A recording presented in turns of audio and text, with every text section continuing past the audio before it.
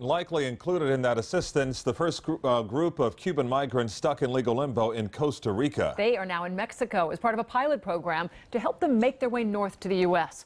Local 10 News reporter Hatzel Vela first reported on their situation in Costa Rica, and he is joining us live where he is waiting for them in Laredo, Texas. Hatzel.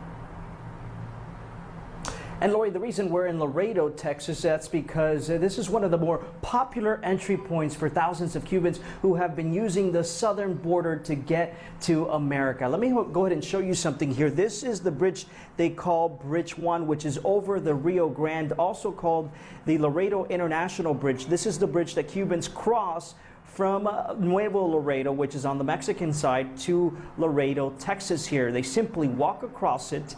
They tell immigration officials that they're Cuban, that they're seeking political asylum. They get processed, and eventually they're free. The last leg in their journey starts here. This is the Mexican border town of Nuevo Laredo, a popular entry point for Cuban migrants. 180 of them on their way right now, seen here leaving Costa Rica, hours later landing in El Salvador, but set to be now in Guatemala on their way to Mexico.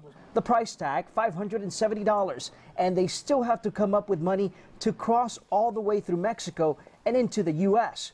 We found relatives already waiting. En carro, ¿cuántas horas le tomó? Son 24 horas.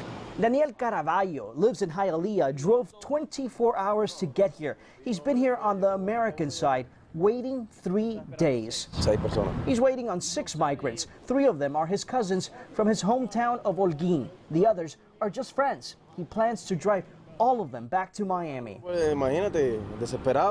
He says they're desperate and anxious to get here and cross the border. 25 cents gets you out of Mexico.